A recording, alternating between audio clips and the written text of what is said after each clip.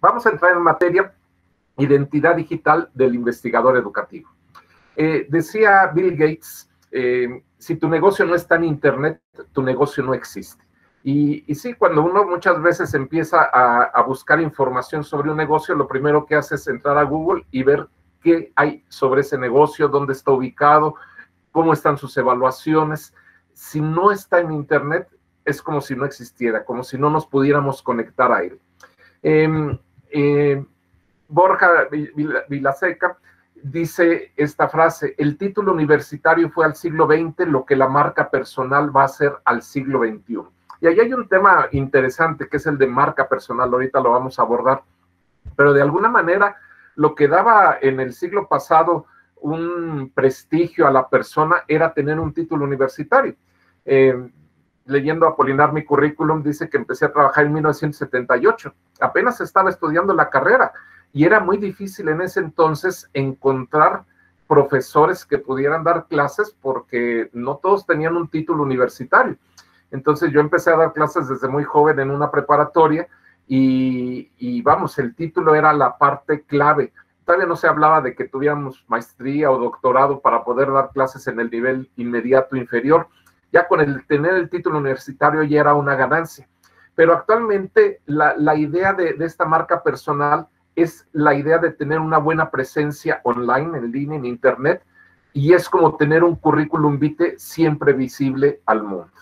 Entonces, de alguna manera, eso es lo que quiero compartir y es lo que vamos a ver a continuación.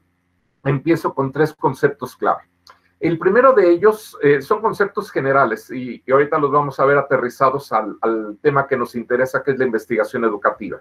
El primero de ellos tiene que ver con marketing, mercadotecnia. El marketing de una organización o de una persona busca crear, comunicar, entregar e intercambiar las ofertas que tengan mayor valor para los consumidores, clientes, asociados y demás personas interesadas. Stakeholders, eso es lo que significa, personas interesadas.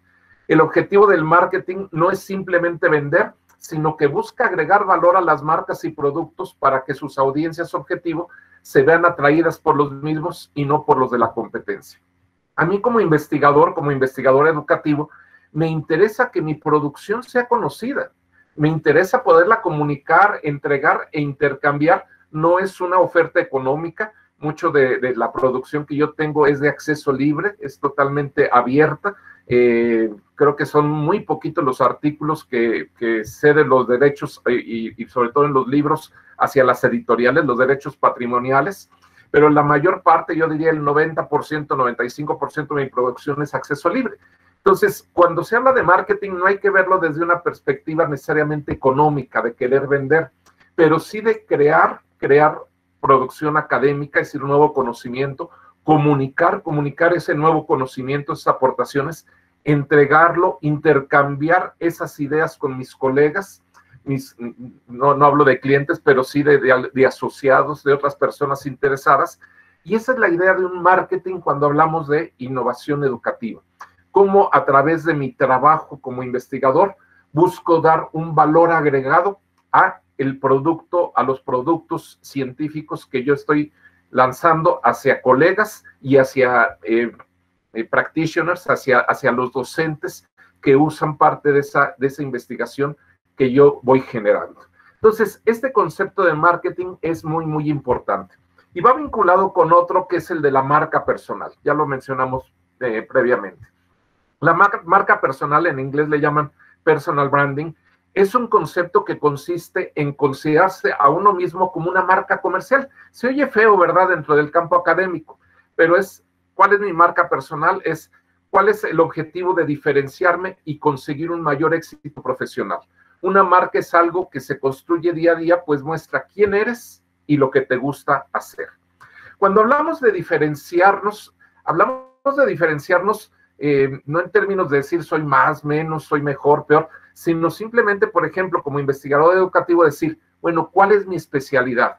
¿Por qué quiero que me conozcan? Si hablamos, por ejemplo, de un señorón que es Ángel Díaz Barriga, él lo conocemos bien por su especialidad en currículum y en evaluación educativa. Cada uno de los investigadores así de renombre tiene cierta especialidad. Y cuando pensamos Por ejemplo, en mi caso, digo, quiero que me conozcan más por los temas de innovación educativa, tal vez de educación en línea o educación virtual. Tengo trabajos sobre evaluación educativa y esa es, digamos, la forma en que me diferencio de otras personas. Puede haber investigadores que quieran diferenciarse por ser expertos en educación especial, en cuestiones de género, en materia de educación o algún otro tema en particular. Y eso permite dentro de nuestra especialidad tener cierto éxito profesional. Entonces, la marca personal, más que verse como una marca comercial, vamos, esta definición es muy genérica, es cómo quiero diferenciarme y cómo puedo tener mayor presencia entre mis colegas, entre mi grupo de referencia. Y eso nos lleva a un tercer concepto clave, que es el de identidad digital, que le da el nombre a esta conferencia. Es la versión de Internet de la identidad física de una persona. Está compuesta por una gran cantidad de datos que proporcionamos en la red, es decir, más allá de nuestro correo electrónico o de una página web personal. Incluye nuestras fotos, comunicaciones, datos bancarios, preferencias a la hora de comprar, etcétera, etcétera, etcétera. No es uniforme porque compartimos distintos atributos en distintas plataformas. Si ustedes tienen Instagram, seguramente ahí comparten fotos. Si ustedes se conectan a Amazon para hacer alguna compra, ahí vienen todas sus preferencias a la hora de comprar. Si ustedes se conectan a banca electrónica para hacer alguna transferencia, ahí vienen sus datos bancarios. Si ustedes se conectan a WhatsApp o al correo electrónico, ahí vienen sus comunicaciones. En distintas plataformas tenemos distinto tipo de presencia. Esa identidad digital o identidad 2.0 es todo lo que un individuo manifiesta en el ciberespacio e incluye tanto sus actuaciones como la forma en que éste es percibido por los demás en la red. Y esto es interesante porque no es nada más lo que nosotros queramos compartir, sino también cómo nos van a ver los demás. Cuando vemos, por ejemplo, los influencers, los famosos influencers, youtubers, que comparten una gran cantidad de información y que tienen muchos seguidores, obviamente ellos están mandando información, pero al mismo tiempo se les percibe de una determinada manera, se les critica, se les habla a favor, se habla en contra de ellos, y la importancia de un influencer es que tiene una gran cantidad de seguidores. La pregunta para un investigador educativo es, ¿puedo yo ser un influencer en educación?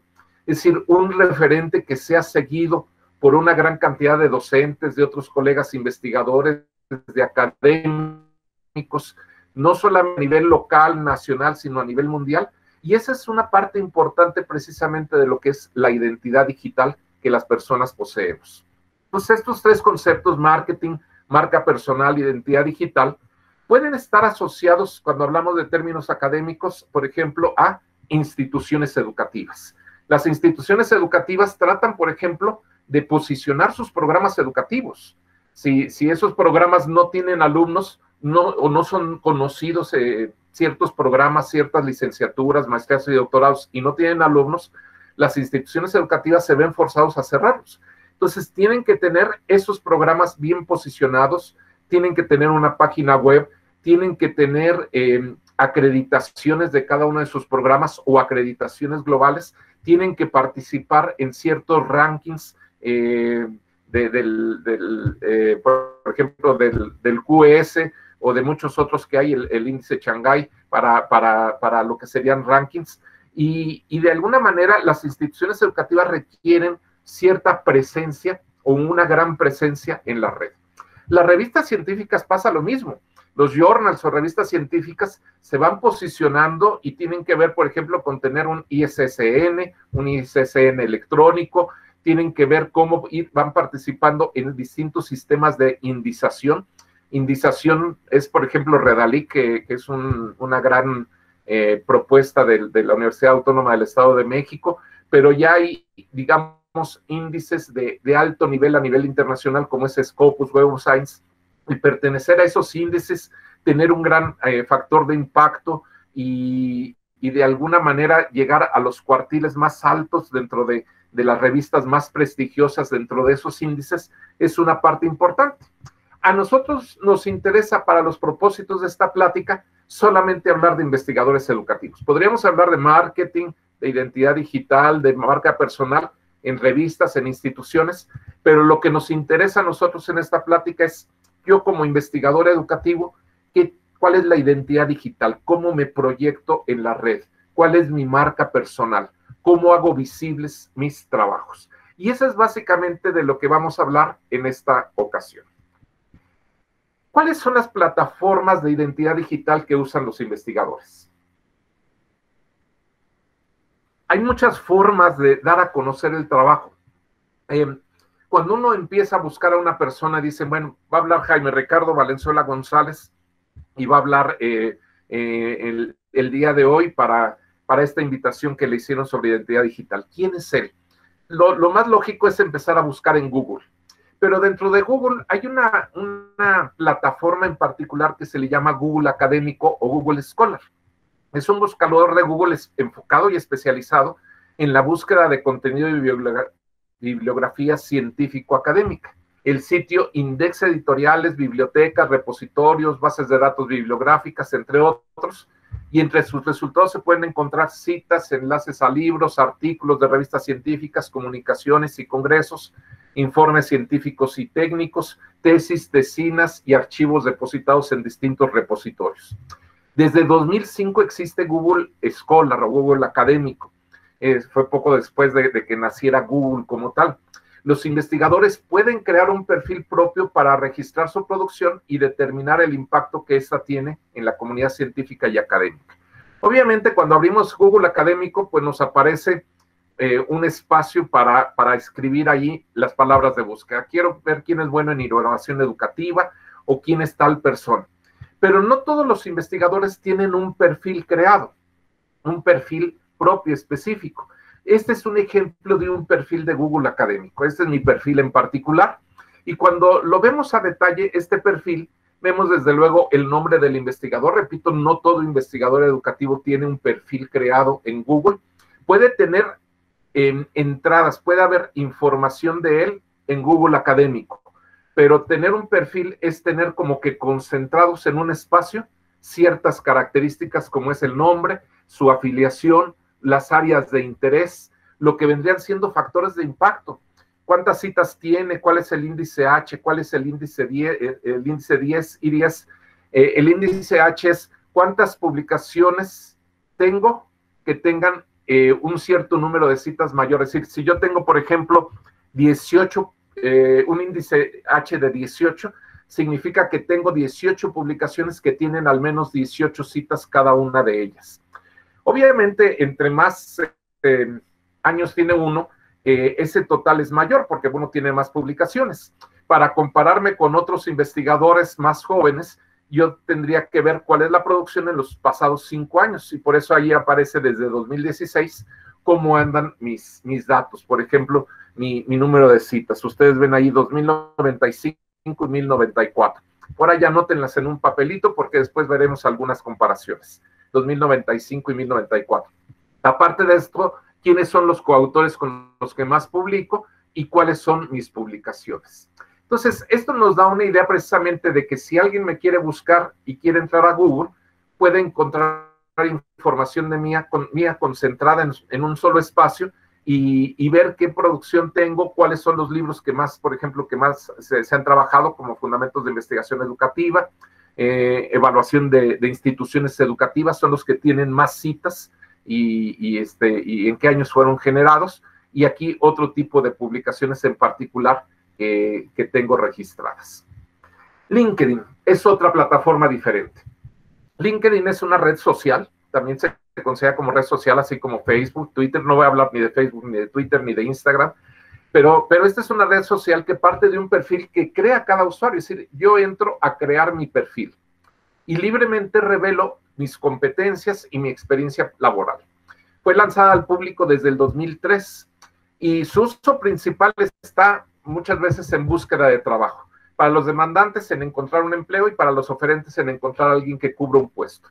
Pero más allá de encontrar un trabajo o de solicitar personas para un trabajo en particular, los usuarios pueden unirse a comunidades de interés. Yo pues estoy unido a comunidades, por ejemplo, que tienen que ver con tecnología educativa, con el Consejo Nacional de Investigación Educativa, con el Consejo Mexicano, perdón, el CONIE de Investigación Educativa, y con otras asociaciones y puedo conectarme con otros profesionales. De hecho, Apolinar siempre me contactaba a través de LinkedIn.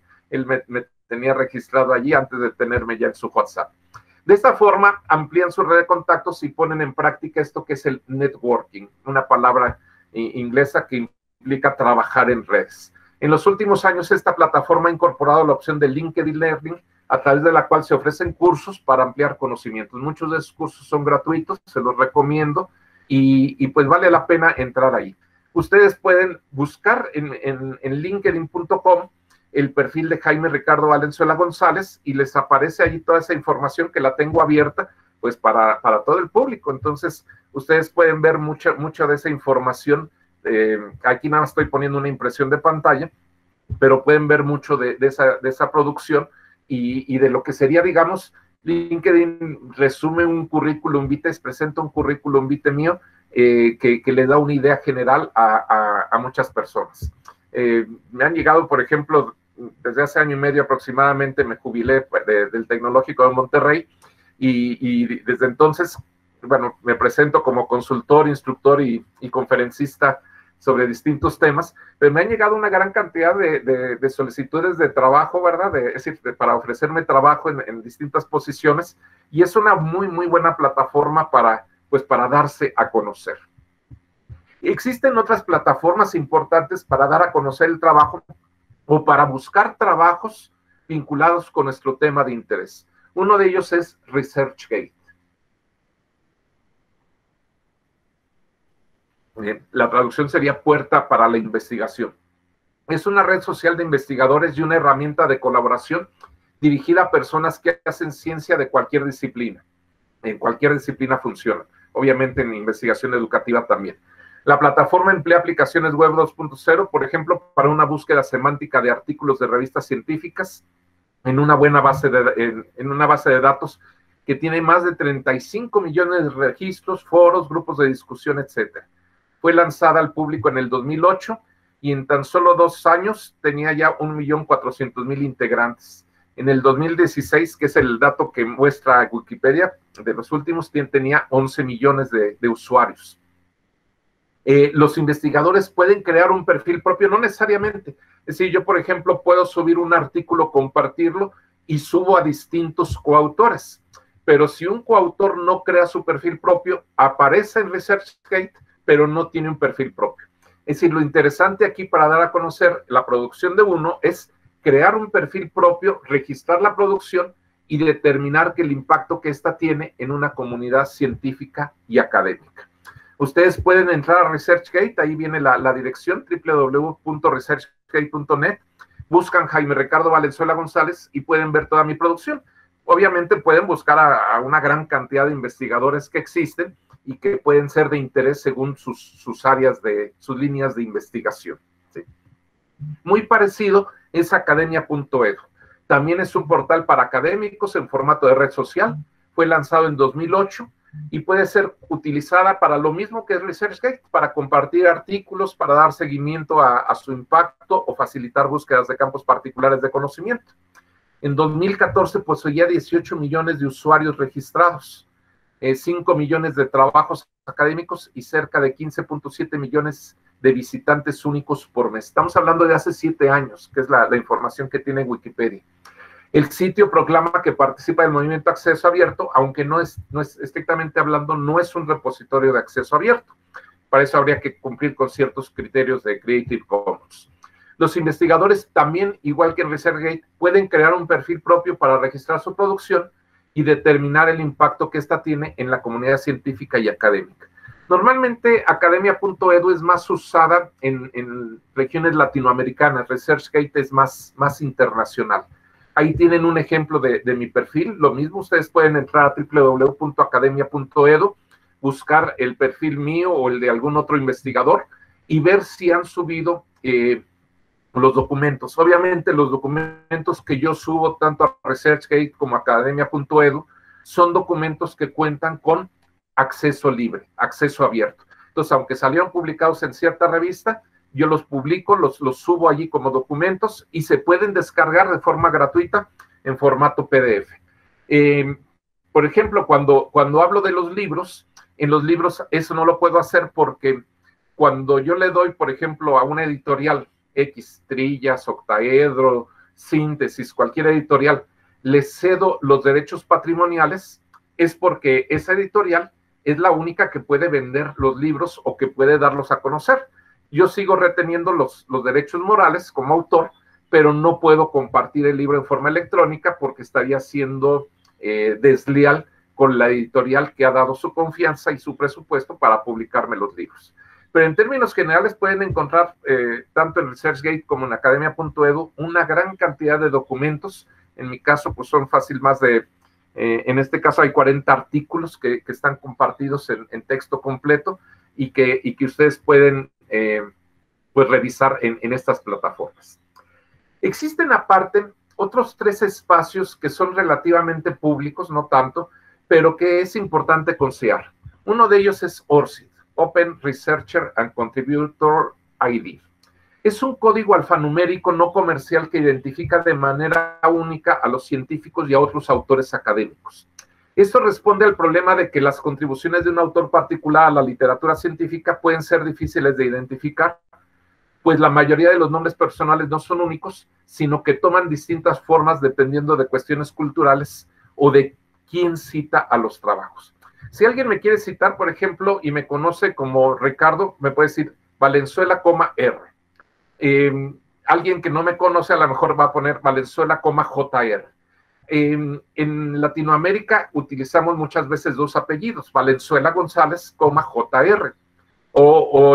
Y en países anglosajones, por ejemplo, que se usa un middle name, ¿verdad? Me pueden poner Jaime R. Valenzuela y se comen el González. O muchas veces ven el González como el apellido final y piensan que ese es el apellido principal, entonces me ponen González, JR. Y eso se vuelve un gran problema. Y lo que hace ORCID es asignarme un número de identificación único, específico, para que independientemente de cómo me citen, siempre yo tenga ese número y todas las publicaciones que yo estoy generando vengan asociadas con ese número.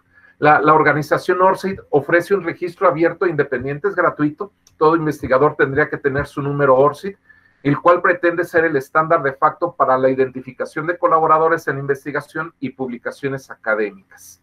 Empezó a trabajar en el 2012 y ustedes pueden entrar a orcid.org y pueden ver, por ejemplo, allí el perfil de distintos, en búsqueda pueden ustedes buscar a distintos investigadores y lo mismo, ahí viene mucha de la producción que he registrado en fechas recientes y hay otra que no, porque no tenían ORCID en ese entonces, pero digamos que del 2000, ¿qué les dije? Del 2012 a la fecha está esta información disponible en esta plataforma. Hay otros 2 IDs, uno vinculados, yo les decía hace un momento que hay muchos índices, están índices de revistas de acceso abierto, está Redalic, que es el esfuerzo de la Universidad Autónoma del Estado de México, en fin, hay muchos índices que existen, pero hay 2 que lideran actualmente las revistas de calidad, Scopus y Web of Science. Son índices que contienen cientos, si no es que miles de revistas que están indizadas. Indizadas significa que cuando yo voy a buscar un tema, por ejemplo, Educational Innovation, me saca información de todas aquellas revistas que tienen publicaciones sobre ese tema.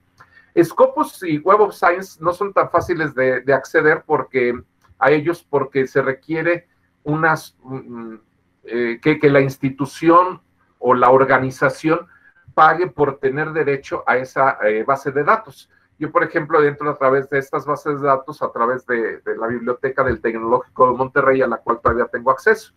Y Scopus, básicamente, asigna un número de autor de identificación que da un perfil integrado de la base de datos de Scopus de Elsevier. Es la compañía editorial que promueve este índice de Scopus. Se crea automáticamente para cualquier autor cuya obra está incluida en alguna publicación indizada en Scopus y vamos, permite desde luego que todos los documentos de mi autoría sean recogidos, que estén en Scopus, sean recogidos en un solo lugar y todos los documentos que corresponden a ese autor, en concreto en Scopus. Ustedes pueden ver allí, también vienen ahí los perfiles, cuántos documentos están, cuántas revistas, cuántos artículos he publicado en revistas indizadas en Scopus. Por ejemplo, 18, tengo 74 citas, esto ya tiene como 6 meses y demás, pero vamos, le da un perfil de quién es quién en todo esto, y asociado con Scopus, no sé si ustedes pueden ver aquí en medio, lo que sería mi número de ORCID. Entonces, de alguna forma, se van vinculando las cosas, y desde luego, esto es solamente para revistas indizadas en Scopus. Algo similar pasa con Research ID, que es otro sistema de identificación, pero este fue introducido en 2008 por Thomson Reuters, otra compañía editorial, y está publicado con otro índice que es Web of Science. Es también muy, muy importante, reúne a las revistas de mayor calidad a nivel mundial, y este sistema trata de solventar lo mismo, el problema de identificación de autores.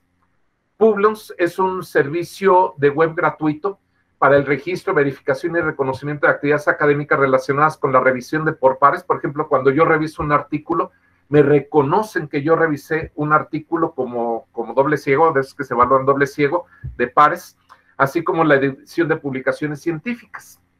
Es gestionado por Clarivate, y en abril de 2019 desapareció la plataforma de Researcher ID y se integraron todas las cuentas a Publons. Entonces, propiamente Researcher ID ya no existe, pero toda esa información está ahora concentrada en Publons, en revistas indizadas en Web of Science. Yo tengo 16 publicaciones, me han citado 23 veces, y vienen ahí índices H y cuántas revisiones tengo en todo este trabajo.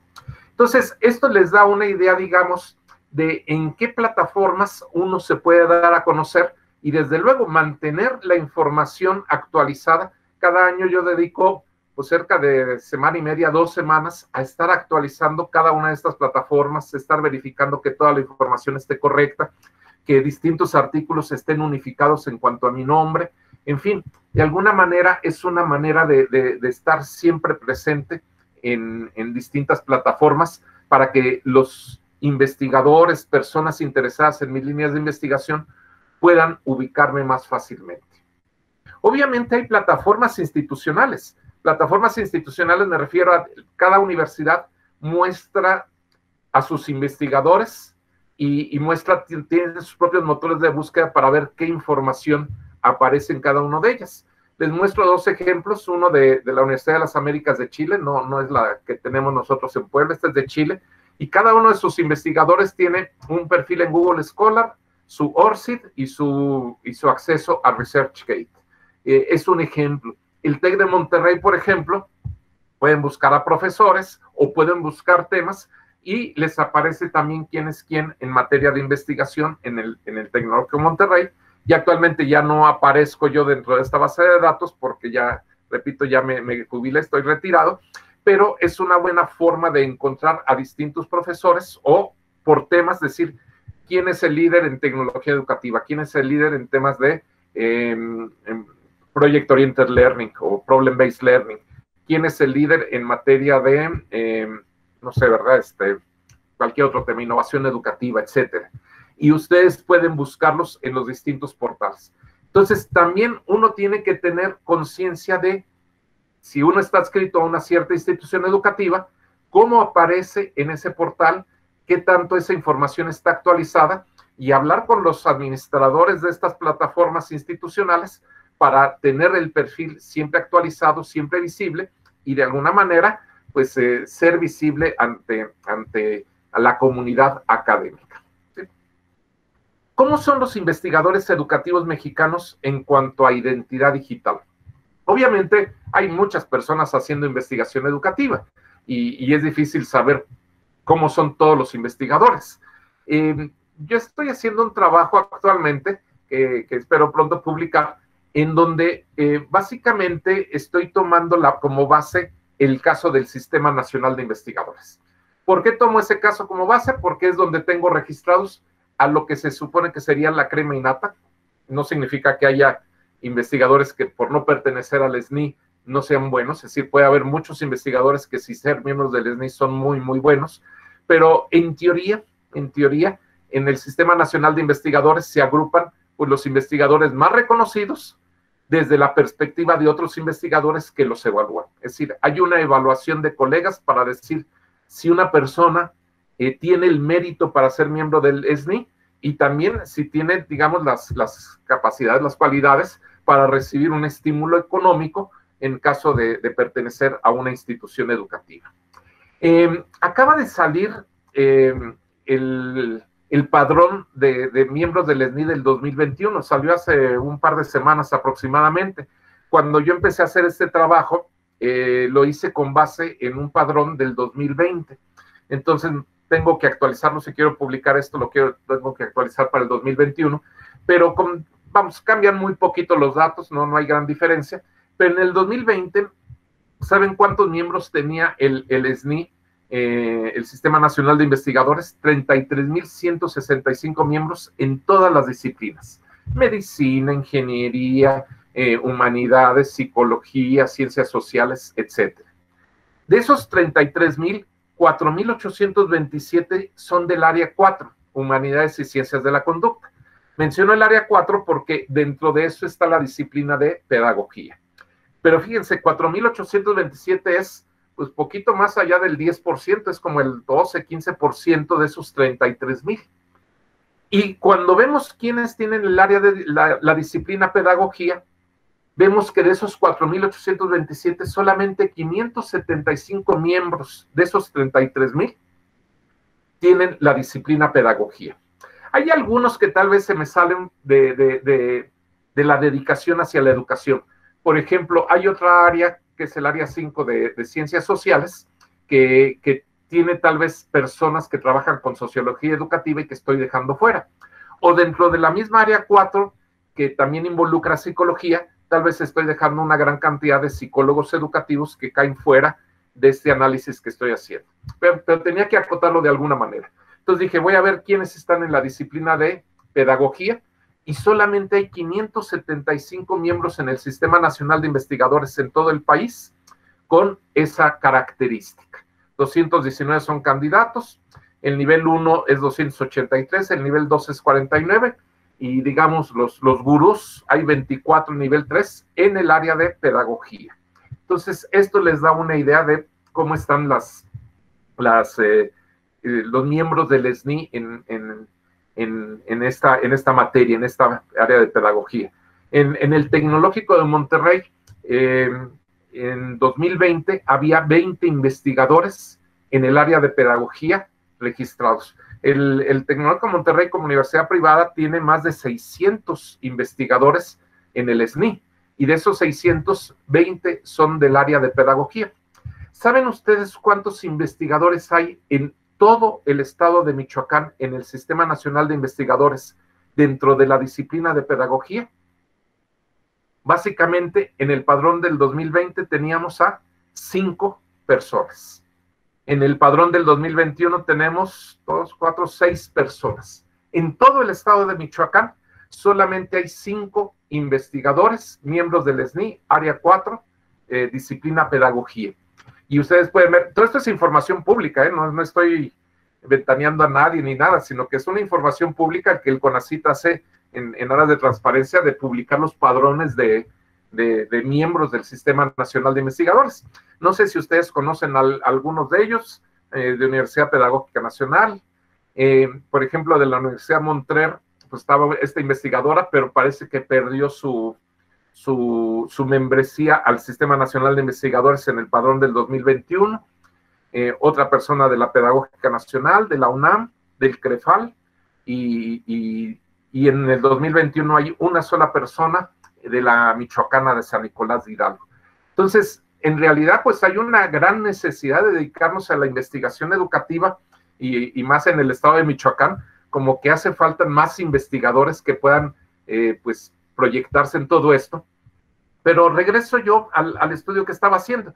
Ahorita les muestro un poquito más de este estudio, porque lo que les voy a mostrar es una sola diapositiva, de decir cómo están en cuanto a presencia digital estos miembros del SNI, estos 575, los 575 que están registrados en la disciplina de pedagogía, cómo están en cuanto a presencia en distintas plataformas.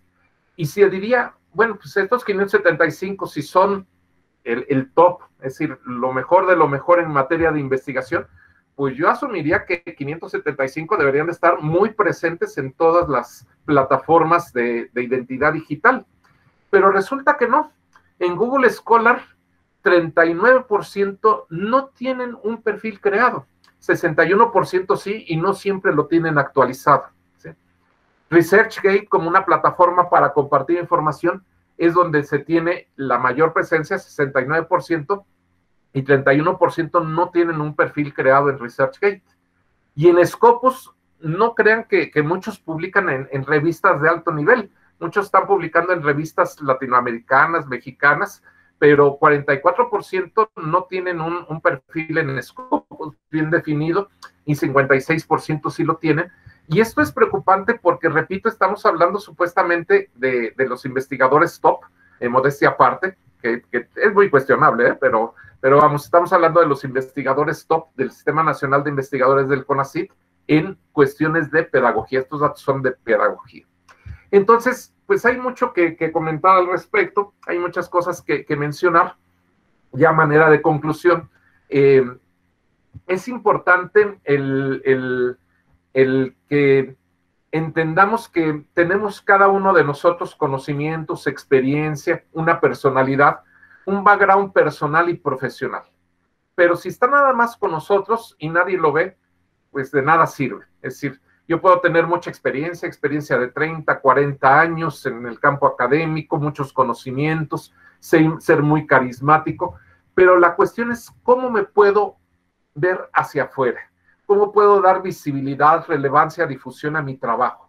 Y la marca personal del investigador es precisamente una marca personal de cómo yo me veo como un impulsor y profesional de la ciencia. Y eso es algo que precisamente tenemos que proyectar, que cada uno de los investigadores tendríamos que estar proyectando. ¿Para qué? Para construir una reputación. La reputación científica es el prestigio de un investigador obtenido gracias a la calidad de impacto de los resultados de su investigación. Esa reputación dice cuánto he publicado y qué factores de impacto tengo, es decir, cuántas veces me han citado y qué impacto estoy teniendo con los resultados de mi investigación. En la medida en que tengamos nosotros pues estas características de proyectarnos a través de la red, a través de la web, de internet, y ir construyendo esa marca personal e ir ampliando nuestra reputación, pues ese background personal y profesional será más visible para los colegas, porque esto de la investigación no es un trabajo de llanero solitario. La investigación es una actividad eminentemente social y es importante que yo sepa a qué comunidad de académicos quiero pertenecer. Por ejemplo, si mi línea de investigación es innovación educativa, a qué miembros de la comunidad de la innovación educativa quiero pertenecer y quiénes quiero que me conozcan. Es decir, a mí no me interesa que como investigador educativo me conozca un experto en endocrinología. Pues, ¿qué le va a importar al endocrinólogo mi experiencia como investigador educativo?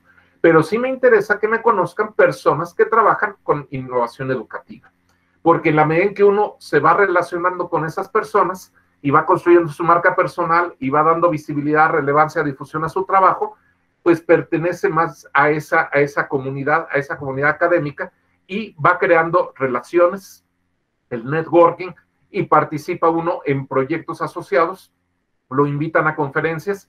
Muchas de esas 22 países que comentaba Apolinar que he visitado en conferencias, no es porque el Tecnológico de Monterrey tenga muchos recursos y me mande a todos esos lados. Yo diría que el 90-95% de las conferencias que he dado en 22 países han sido gracias a invitaciones que me hacen esos países. No a que la institución en donde trabajaba me estuviera pagando esto. Obviamente me apoyó en muchas ocasiones, no puedo ser malagradecido, es decir, hubo mucho apoyo para para proyectarme hacia muchos países, pero el 95% de muchas visitas tiene que ver con ese networking, ese ser conocido, ese que lo inviten a uno y ir generando cierta reputación en el medio. Básicamente, esto es lo que les quería compartir el día de hoy. Tienen ustedes ahí mi correo electrónico. Hay otras cosas que quisiera, que ya no me da mucho tiempo. Tal vez vamos a abrir mejor el espacio para preguntas. Pero aquí quería ponerles, por ejemplo, pues las distintas plataformas. Ya había abierto Google Académico. Ustedes pueden buscar aquí, por ejemplo, lo abren ustedes directamente y buscan Ricardo Valenzuela González. Aparece luego después de... Y los que tienen su perfil aquí creado, aquí les aparece, y aquí aparece pues las distintas publicaciones, quienes me han citado, y se puede mostrar más. Es decir, hay una gran cantidad de información acerca de trabajos que se han hecho, quienes me citan, cómo van mis estadísticas al respecto. En LinkedIn lo mismo, ya me metí aquí a LinkedIn. Ustedes pueden buscar mi nombre. Aquí en LinkedIn pues aparece una información muy variada. Pero si quieren ustedes buscar mi nombre o el de algún investigador en particular, pueden ver aquí el perfil, pueden ver aquí un currículum vitae que se puede descargar y pueden ver mi experiencia, en dónde he trabajado, cuáles son mis estudios, certificaciones que tengo. Y aquí, por ejemplo, en lo que vendrían siendo publicaciones, yo puedo ver las distintas publicaciones y ustedes pueden darle clic a alguna de ellas y les manda directamente a abrir el espacio, por ejemplo, en Educare, en donde yo publiqué junto con Sandra Araceli este artículo en particular, que está en acceso abierto y lo pueden descargar en PDF. En ResearchGate es lo mismo. Yo aquí tengo mi perfil, es decir, ustedes abren ResearchGate y les aparece pues cierta información de muchas personas, pero pueden buscar aquí en el motor de búsqueda algún autor en particular y pueden ver si tiene, puede ser que tenga publicaciones, pero no necesariamente un perfil. Ustedes pueden ver el perfil de la persona y lo mismo. Yo aquí, por ejemplo, tengo distintos tipos de trabajos. También hay aquí ciertos tipos de indicadores, de citas que se tienen. ResearchGate tiene sus propias estadísticas y ustedes pueden descargar distintos documentos que aparecen en la web. Por ejemplo, en este caso, ¿verdad? Se puede descargar el documento. No sé si al abrirlo lo vayan a ver ustedes. Ahí está el documento. Y lo pueden guardar ustedes para ustedes. Obviamente yo estoy publicando, por ejemplo, aquí, en este caso es un libro. Y si ustedes quieren simplemente descargar el libro, pues no los va a dejar porque por ahí yo les pongo una notita y les digo, por cuestiones de derechos de autor, este libro no se puede compartir en formato electrónico. Entonces, lo único que hago es ponerles un resumen y el abstract del libro, pero vamos, ustedes pueden de aquí descargar una gran cantidad de documentos, de información que están compartidos, ¿sí? Entonces, pues les da ahí una idea. Hay 67 documentos aquí, en particular de mi autoría. Aquí se van cargando.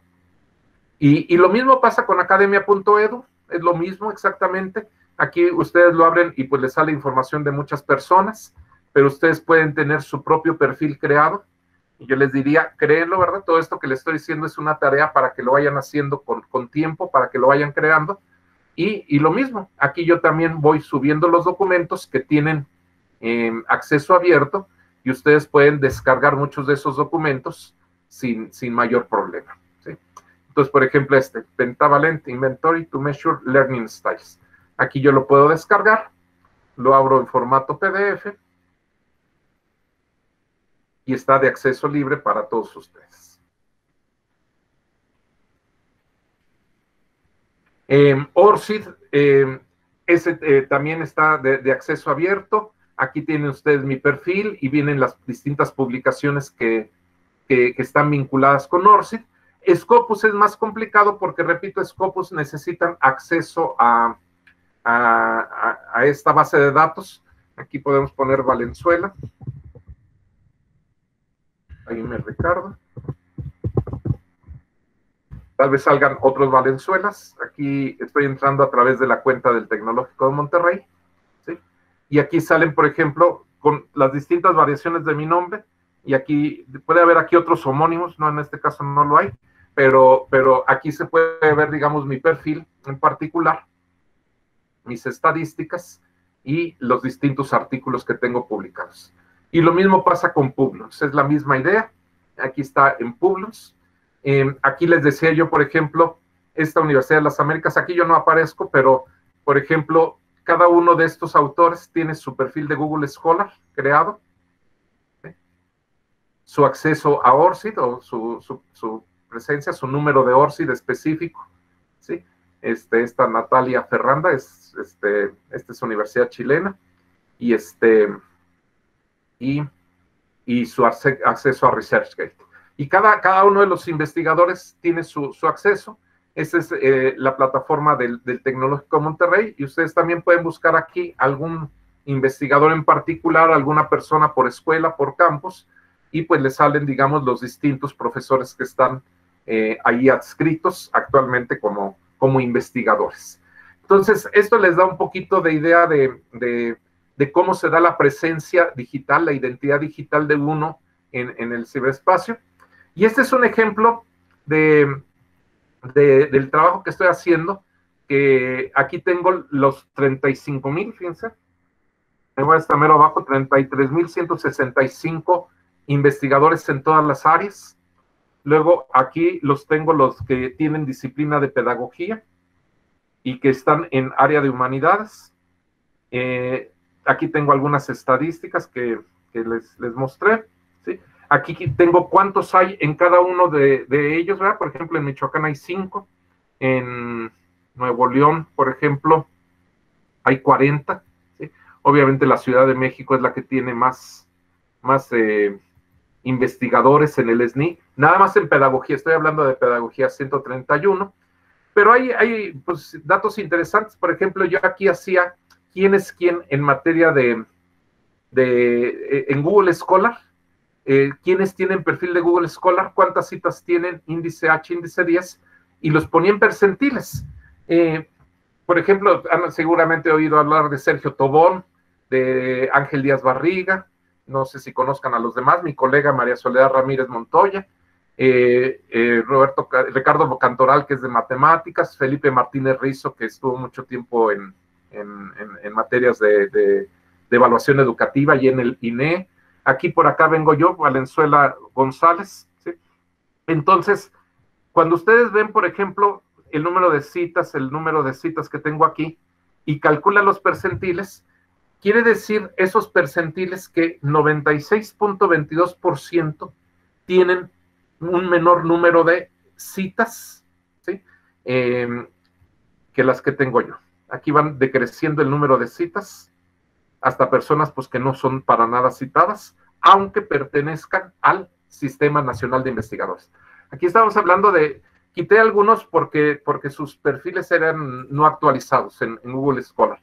Entonces, de los 575, 345 sí tienen un perfil en Google Scholar. Los demás no lo tienen, no tienen ese perfil. Y aquí se ven los números de citas, pues algunos son más citados, otros son más citados.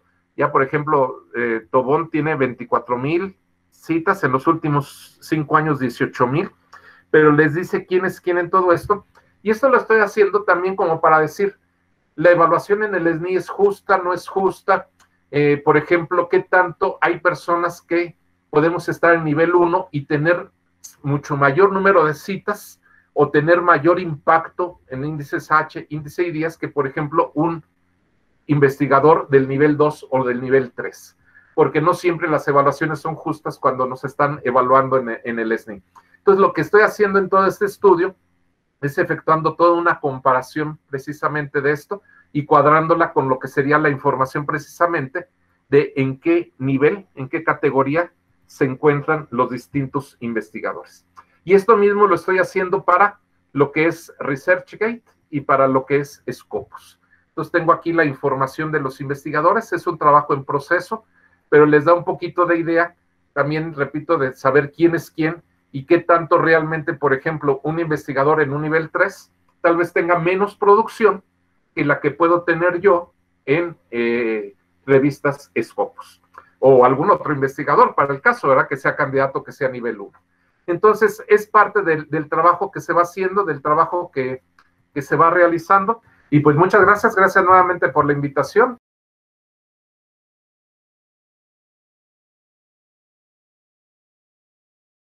Gobierno de Michoacán. Honestidad y trabajo.